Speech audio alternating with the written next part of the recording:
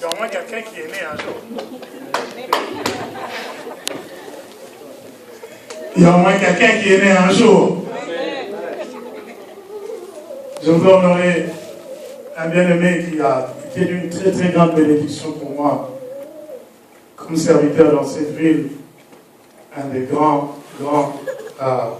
disciples. Quand quelqu'un est attaché à l'œuvre, il s'étonne vraiment. Le prophète Abraham aujourd'hui est parmi nous. Nous l'avons connu comme disciple, serviteur. Aujourd'hui, il a une grâce. J'ai écouté aussi ses messages sur YouTube. Aujourd'hui, il est venu avec notre bien-aimé, son épouse. Je voudrais qu'on accueille le prophète Abraham, le frère Tati, avec nous. Il nous a fait une bonne surprise. Je me dis, souvent mon pasteur, le jour de la fête d'honneur. Aussi, j'en profiterai de présenter son épouse. Alors, s'il peut juste vous présenter son épouse, donner les noms, et que le peuple de Dieu l'accueille comme la servante de Dieu. Mon épouse, son nom c'est... Elle ne peut pas donner elle-même. Elle n'est pas... Elle est habituée à parler à la foule. Elle ne veut pas, elle tourne le dos au micro. Amen. Bonjour, peuple de Dieu. Je m'appelle Marie Musica. Je suis la femme de Papa Abraham. Que Dieu vous bénisse.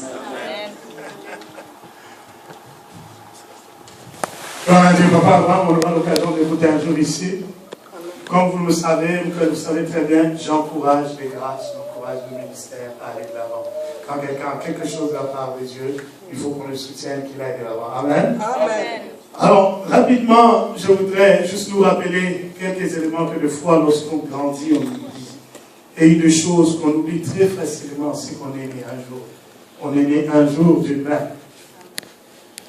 C'est quelque chose que beaucoup de garçons oublient lorsqu'ils commencent à avoir du succès, à avoir de la visibilité, à être connus des hommes et des femmes, à avoir de l'ampleur dans leur vie et à rencontrer l'âme sœur.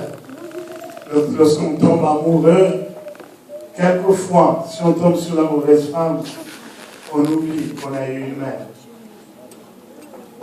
Il y a quelque chose dans ma vie, il y a trois choses qui ont une grande importance pour moi.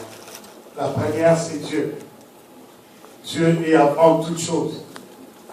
La deuxième, c'est la famille. La famille vient avant les amis. La famille vient avant mon travail. Avant l'argent.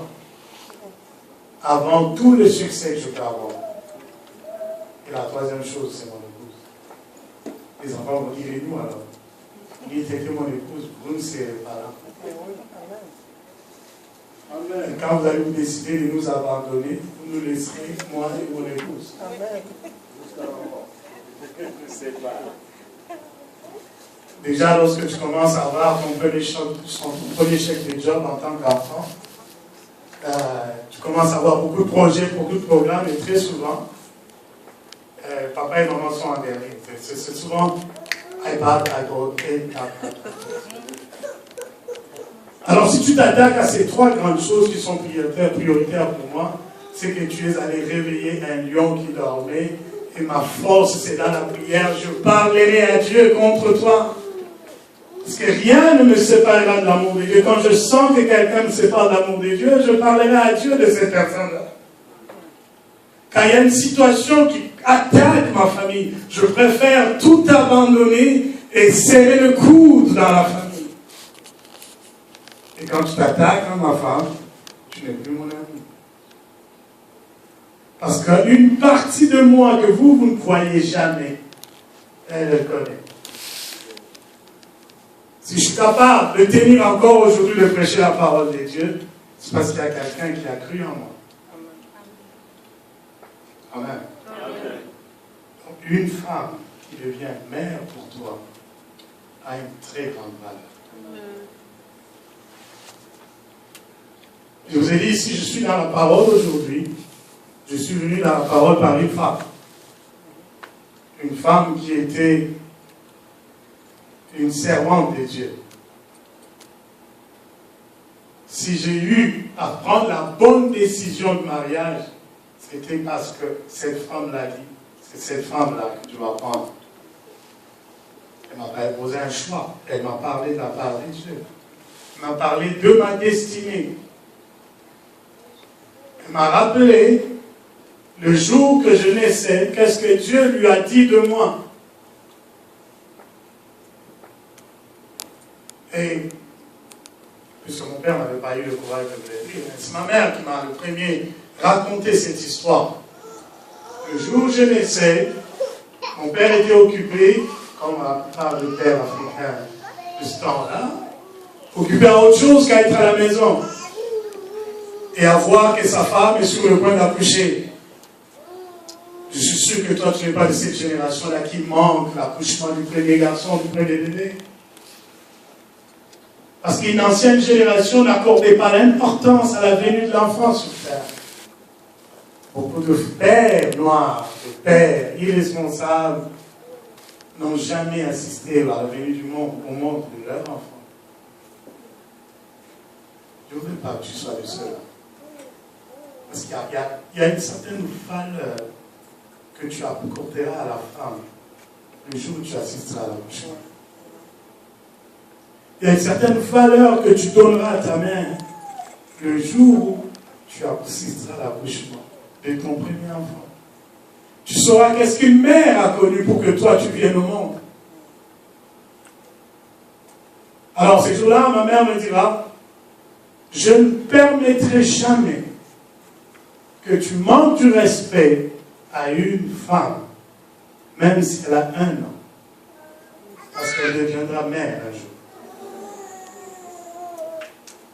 Je vais te raconter ce qui s'est passé lorsque tu voudrais naître. Mon père n'était pas là. J'ai une mère ici que je vais tantôt vous présenter. Moi, je suis né à Kinshasa, dans l'hôpital qu'on appelait danoise à l'époque, qui est devenu clinoise. Mon père n'était pas là. Mais il est venu en retard, et le travail était déjà fait. Alors il y avait un petit sommeil, selon ce que me racontait ma mère. Pendant que je naissais, il a vu une petite étoile qui venait. Cette petite étoile qui grandissait jusqu'à éclater sur sa tête. Et devenue plusieurs étoiles. Et il s'est fâché comme, pas à peu près, il dit, mais comment cette étoile ne choisit que de s'éclater sur ma tête? Et il entendra, selon ce que ma mère lui a dit.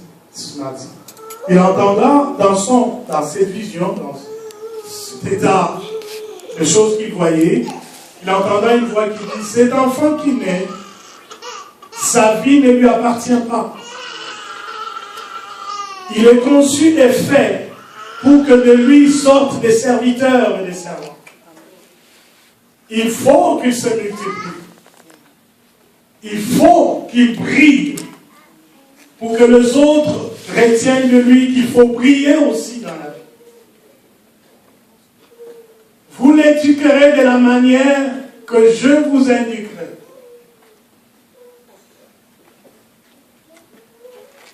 Et je pense qu'aujourd'hui, je ne le regrette pas. Je ne le regrette pas. Plus loin, je grandis, je finis les études, j'avance. Mon père, qui est devenu mon tuteur aujourd'hui, son oncle, qui est devenu mon tuteur, mon père, m'appellera après avoir eu mon secondaire. Mon père dit, j'ai à te parler. Je le connaissais comme un bon blagueur, quelqu'un de très attentionné, mais ce jour-là, il était aussi sérieux que je pouvais imaginer. Vous comprenez pourquoi je suis ce que je suis aujourd'hui. En regardant les yeux, il dit, peut-être que ton père ne t'a rien dit, mais qui tu es réellement? Tu es le noyau de la famille. Il y a des choses que moi je ne saurais jamais trancher. Ce n'est pas parce que j'ai manque d'expérience. Ce n'est pas parce que je ne connais pas la vie. Mais parce que Dieu a investi en toi une autorité qui ferait que tout autour de toi, il faut que les gens se rassemblent. J'avais un autre projet, moi. J'avais le projet d'aller à Londres. Et il m'a parlé de ce qui était dans son cœur en tant que père. Il dit, j'ai eu beaucoup d'enfants. Mais une chose qui me manque, c'est que je n'ai jamais assisté à à la naissance d'un enfant et que j'apprécie que ça c'est mon enfant. Je ne voudrais pas que tu aies ces genres de regrets dans la vie. Arrange-toi pour valoriser la femme qui te donnera les enfants. Je ne voudrais pas que tu mènes la vie que je menais. Arrange-toi pour ne pas avoir plus d'une femme. Je ne voudrais pas que tu aies des regrets plus tard, parce qu'il y a des choses qu'on ne sait plus effacer dans la vie. On doit vivre avec, on doit les assumer. Je suis arrivé dans une phase de ma vie, je dois assumer tout ce que j'ai fait avant ce moment. Je te dis, mon garçon, ce n'est pas facile. Personne ne peut savoir quand est-ce que tu es vraiment décidé, parce qu'on se basera toujours sur ton passé. Peut-être que maintenant, tu es décidé de vivre autrement, on ne te croira pas parce qu'on se basera toujours sur ton passé. Mais il n'y a qu'une seule personne qui saura voir quand est-ce que tu es décidé. C'est ta femme, la mère de tes enfants. Alors pourquoi aujourd'hui, je voulais avant qu'on termine comment ensemble, que je nous rappelle certains principes bibliques. Nous les enfants qui sommes là, et nous les mères qui sommes là. Certains principes bibliques qu'il faut absolument observer. Toi qui deviendras père après, ou mère. Le premier principe, aucun projet divin ne peut être matérialisé sur terre si Dieu ne passe pas par une femme. Il n'y a pas la main. Amen. Pour que le bonheur d'Adam soit connu de l'humanité, Dieu vit que Adam n'était pas heureux.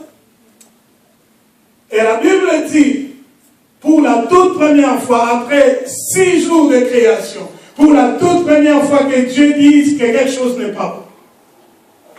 Parce que dans le premier jour de la création, il disait toujours que c'était bon.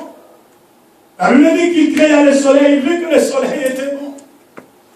Il créa les cieux et la terre, il vit que c'était bon. Mais lorsqu'il regarde l'homme, il dit, il n'est pas bon que l'homme soit seul. Vous comprenez? Le premier discours divin qui établit que la chose n'est pas totale, c'est lorsque Dieu voit déjà qu'il faut qu'une femme existe.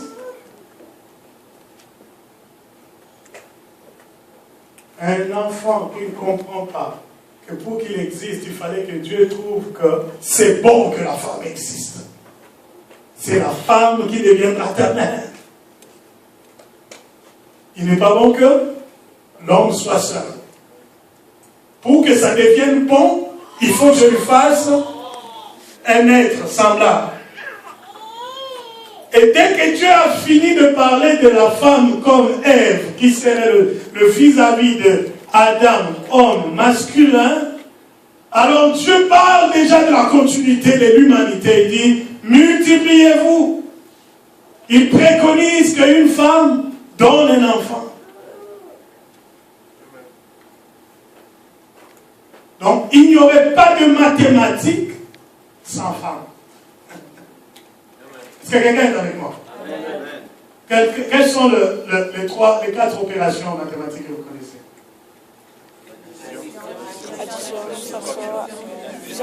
Il n'y aurait pas de multiplication sans femme. Il faut qu'une mère existe pour que ça se multiplie. Donc, la femme est la science même de la mathématique, la base même de la mathématique. Il fallait que la femme existe pour qu'on parle langage mathématique. Aïe, vous n'avez pas compris.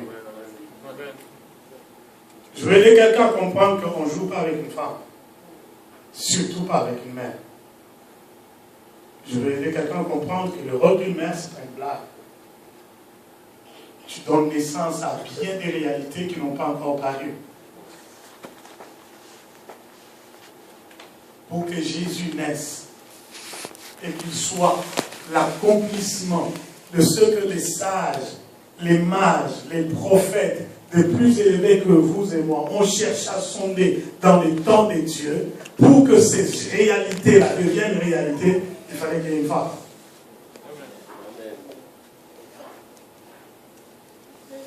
Quand David pouvait chanter, dit que ton sceptre, ô Éternel, ne sera jamais retiré. Ton sceptre se fortifie éternellement pour que cette parole devienne une réalité. Il fallait que Marie existe.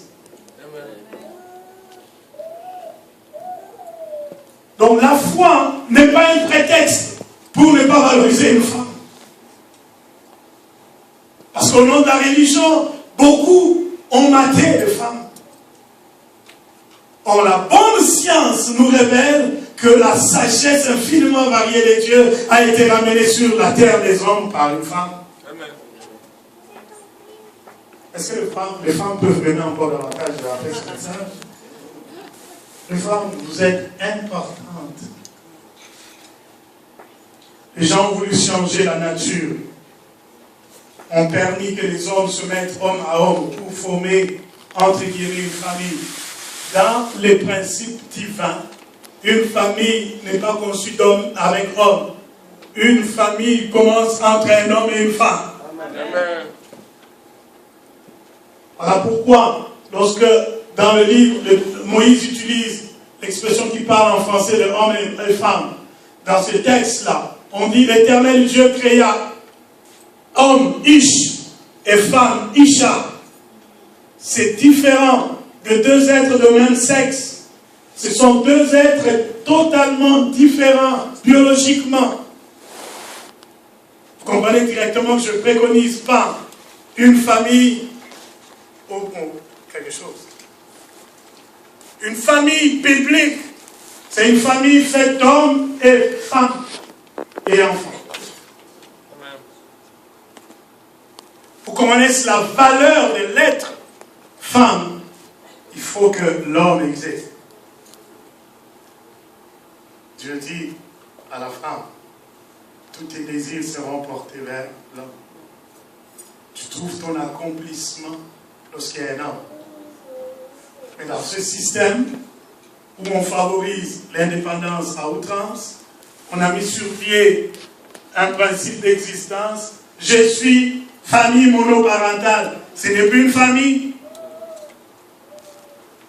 Et à cause de certains bénéfices, certaines femmes développent des mentalités de dire je n'ai pas besoin d'un homme dans ma vie, il suffit d'un enfant et j'ai des allocations, je suis correct. Ce n'est plus une famille. Vous n'êtes plus dans le principe de Dieu. Une famille selon Dieu, c'est un homme et une femme et les enfants.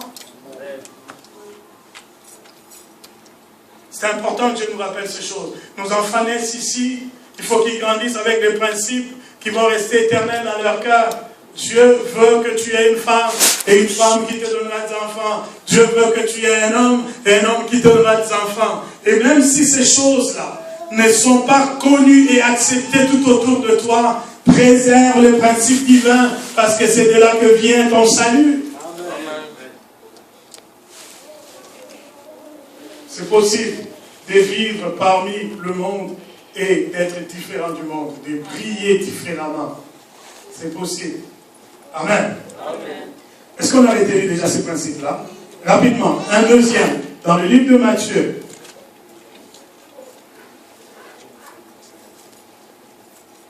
Chapitre 27, verset 55. Il y avait là plusieurs femmes qui regardaient de loin. Celle-là même qui avait accompagné Jésus depuis la Galilée pour le servir. Parmi elles étaient Marie-Madeleine, Marie, mère de Jacques et de Joseph, et la mère des fils des Zébédée. Des fils des Zébédée. Ce texte-là va nous aider pendant les 10 prochaines minutes à réfléchir et puis on va finir, on va bénir Dieu, on va manger.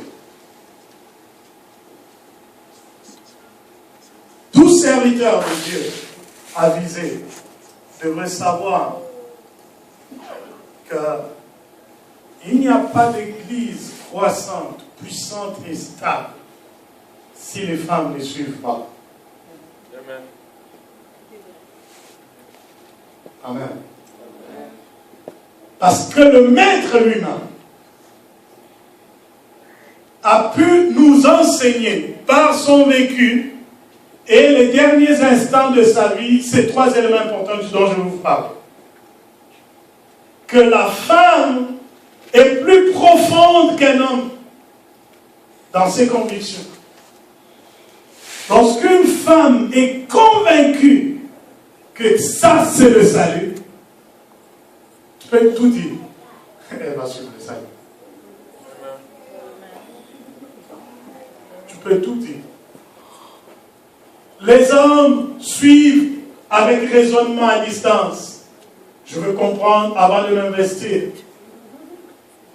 Mais une femme détecte qu'est-ce qui est bénéfique pour moi.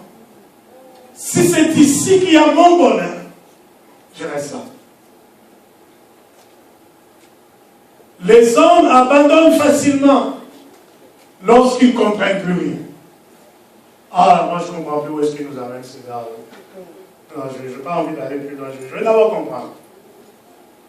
Mais une femme ne cherche pas à comprendre. Elle cherche d'abord à être comprise. Et quand tu l'as compris, tu lui donnes ce qu'elle veut, elle se donne totalement à toi. Ah, Béatrice, comment est-ce qu'il fait ça? Je vis avec une femme, je suis né d'une mère, j'ai des sœurs, je suis dans un univers de femmes. Je sais que Jésus-Christ pouvait être corporellement rempli de toute la plénitude de la divinité, mais pour que son ministère rayonne, il avait besoin de femmes. Il y a des églises machos. Vous savez? Les églises machos qui prétendent que les femmes ne peuvent pas faire grand-chose dans l'œuvre de Dieu, mais ils ont toujours besoin de femmes pour soutenir l'œuvre de Dieu dans le secret, en finançant l'œuvre de Dieu. Ça, c'est macho. Jésus a amené au grand jour ce à quoi il croyait réellement. Il croyait réellement à la femme. Et il a eu le temps de valoriser les femmes. Une des femmes dont il est question ici, on dit la mère des fils de Zébédée. Donc son mari était Zébédée. Elle est venue voir Jésus et dit, Maître, elle se prosterne même devant Jésus. Dit, Maître, est-ce possible que mes deux garçons s'assoient l'un à ta gauche, l'autre à ta droite quand tu seras installé sur ton trône de gloire? Le Christ, s'il était macho, selon sa culture, parce qu'il est né au Moyen-Orient, dans un espace terrestre où les femmes ne peuvent pas s'adresser à un homme en public, si ce n'est pas son mari, Jésus pouvait déjà dire, retire-toi de ma femme, tu n'as pas le droit de t'adresser à moi. Mais par le ton utilisé, par la disponibilité à l'écouter, Jésus démontre que tu veux comprendre le cœur d'une femme, prends le temps de l'écouter. Prends le temps de l'écouter. Parle-lui avec tact. Femme, est-ce que tu réalises que ce que tu me demandes là, c'est quelque chose? Seras-tu capable? Est-ce qu'ils seront capables de prendre la coupe que moi je dois boire pour m'asseoir sur ce trône? Dis à quelqu'un, un peu de classe, s'il vous plaît. Hein? Les hommes, un peu de classe. On ne répond pas à une femme n'importe comment. On ne répond pas à une mère n'importe comment. Même si tu es devenu un président, elle reste ta mère. Amen. Et surtout ça. Il arrive des fois que des situations de la vie nous emportent. On peut devenir nerveux, colérique et de fois dépasser par les factures, les structures de la vie, les choses ne tiennent pas comme tu veux. Tu peux développer des agressivités dans le langage. Mais je voudrais même rappeler à quelqu'un, attention lorsque tu parles à une femme, attention lorsque tu parles à ta mère. Jésus dit à cette femme, ce que tu me demandes là, c'est grand, c'est pas facile. Mais la suite, c'est quoi? Cette femme est restée à côté de Jésus. Cette femme a suivi Jésus jusqu'à la croix. Là où les hommes de grandes déclarations, comme Pierre, qui pouvait être poussé par le Saint-Esprit, dit, tu es le Christ de Dieu. Et il parle des grandes révélations célestes. Le Christ lui dit, ce n'est ni le sang, ni un homme qui t'a communiqué cette révélation. C'est l'Esprit du Père. Tu as parlé de la part de Dieu. Pierre n'était pas... Pierre a lâché Jésus plus tôt que tu le penses. Je ne suis pas ce genre de pasteur qui travaille en minimisant l'apport d'une femme dans le ministère. Parce que moi-même, je suis rentré dans le ministère par une femme. Je sais comment cette femme a bouleversé mon pays. Je sais. Nuitamment, je voyais des ministres, des généraux, des grandement positionnés venir nuitamment chercher ces dieux de cette femme-là. Parce qu'au grand jour, ils ne peuvent pas s'afficher comme étant des églises de réveil, mais la nuit, ils venaient. J'ai assisté à plus de 2 fois à l'audience que cette femme a reçue au niveau de la présidence, où elle donnait le message de Dieu pour la nation. Et lorsqu'on a observé qu'est-ce que Dieu avait dit, énormément de choses ont été épargnées. Le jour où on a été contre ces messages, il a commencé à voir la marche des chrétiens, un certain 14 ou 16 février, je ne sais plus, on a tué énormément de gens dans la ville. Elle avait déjà prévenu. Cette femme me disait, je vois ta femme, je vois 2 oliviers qui se mettent ensemble, qui portent 2 branches et 2 autres branches. Quand ces choses commenceront à arriver, tu voudras venir vers moi, mais tu ne pourras pas. Ça sera impossible. Moi, je dis, maman, tu sais combien je t'aime. Elle, je te promets, dès que j'arrive au Canada, mes parfums, je te les envoie. Tu auras une voiture. Je lui ai promis énormément de choses. Elle me regardait et dit, quand tu commenceras à faire de l'argent et que tu seras capable de m'offrir ces choses, je ne serai pas là. C'est de la blague. Tu es là, tu vas aller où? Tu seras là. Je suis venu ici. Quelques temps après, Annie est venue, on s'est marié, les enfants, les premiers enfants. La première grossesse, le premier jumeau. Un certain 5 mai, je cherche à appeler ma mère pour lui dire, j'attends les enfants évolués, incapable de lui parler. Et ma soeur m'avait dit qu'elle était déjà morte. J'ai tout fait pour y aller. Ce n'est pas l'argent qui manquait pour y aller. Je ne pouvais même pas descendre à l'aéroport. Elle avait dit, tu feras tout, tu ne sauras pas. Parce qu'en ce moment-là, FDL venait d'entrer à Kinshasa. Aéroport fermé. Bon, je peux aller descendre à Brazzaville et traverser, tu ne peux pas. Il n'y a plus de traversée. N'oublie jamais. Une femme qui a compris qui est Jésus, elle parle de la part de Dieu. Quand Dieu veut l'utiliser, elle est puissante. Elle est puissante. Parce que les femmes sont capables d'aller dans une profondeur que les hommes de foi négligent. Parce que les hommes, c'est la raison. Et les femmes, c'est le cas. Dieu aime le cas. Dieu aime le cas. Est-ce que quelqu'un peut acclamer le Seigneur? Ne bouge pas. On ne parle pas avec une mère n'importe comment. Une mère reste une mère. Parce qu'elle plaide pour des choses que de fois tu ne sais pas, elle est en train de plaider pour toi. C'est elle qui avait l'accès devant le Christ. Elle pouvait en profiter, demander, Seigneur, je veux avoir ceci, je veux avoir cela. Parce que tous ceux-là qui se sont approchés de Jésus, et comme un homme à qui le Seigneur posait la question, l'homme a dit, elle se rapproche de Jésus, il crie, Rabbi, Rabbi, Jésus lui dit, que veux-tu? Parce que le Christ te donne toujours l'opportunité de dire, qu'est-ce que tu veux? Cet homme a dit, Seigneur, si tu le veux, je veux recouvrir la vie. Il dit, ok, je le veux. Parce que ce que tu veux, si tu me le dis, je suis capable de te le donner. Cette femme pouvait demander pour elle quelque chose de grand. Mais elle trouve le temps de s'oublier et d'intercéder pour ses enfants. Voilà une mère. Deux fois, les enfants oublient. que les mères font des sacrifices incroyables. Juste pour toi.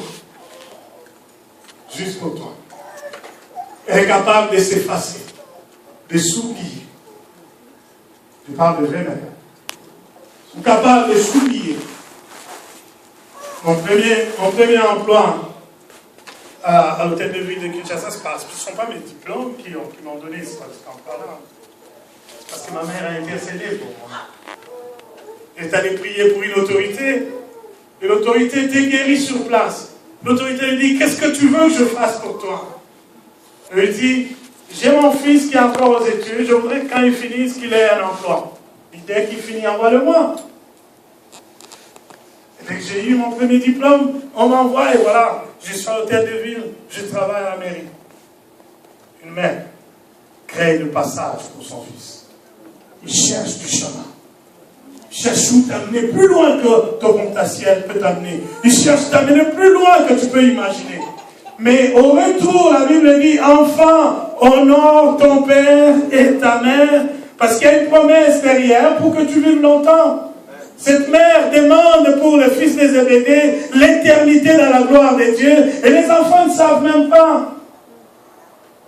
Une mère peut te voir vivre et commence à anticiper sur les dangers qui sont dans ta vie. Elle peut voir déjà que tu vas dans le mauvais chemin. Elle peut commencer à te parler, deux fois tu t'entêtes. Et quand elle sent qu'elle ne peut plus passer un message humainement, elle s'adresse à Dieu. Elle parle à Dieu. Dieu, protège mon garçon. Je ne sais pas où est-ce qu'il est. Je ne sais pas qu'est-ce qu'il fait. Protège ma fille. Il y a eu un temps où je suis sorti des choses de Dieu. Parce que je voulais vivre comme tous les autres jeunes de mon temps. Alors que j'étais sur un terrain de soccer en train de jouer. Et après le match, on devait aller boire, s'asseoir avec les autres. Alors que je jouais, je me suis cassé la jambe. On m'amène de côté. J'ai pensé directement à ma mère. J'ai dit, c'est vrai. Je suis sûr qu'en ce moment, elle est en train de prier pour moi. Parce que j'avais fui le culte. C'était un mardi, un jour de culte. Et c'est moi qui devais diriger les cultes. Je fuis les cultes parce que je voulais être avec les amis. Mais en ce moment-là, le Saint-Esprit lui révèle que j'étais en train d'être tabassé par beaucoup de gens. Et je suis mort de cette bataille-là. Et qu'est-ce que Dieu a fait pour éviter qu'on me tabasse? Dieu permet que je me casse la jambe. Parce que si j'avais fait ces bulles-là, tout le comité de ces quartiers allait sortir si j'étais sur moi me taper. La mère prie pour son enfant. Même quand tu ne le sais pas. Même quand tu ne le sais pas. Même quand tu ne veux pas. Elle insiste. Elle insiste, Seigneur. Touche le cœur de mon enfant. Fais ceci pour elle. Fais ceci pour elle. Pour finir, non seulement Jésus valorise une femme, il révèle qu'une femme peut porter un projet. Il révèle qu'une femme peut intercéder pour quelqu'un.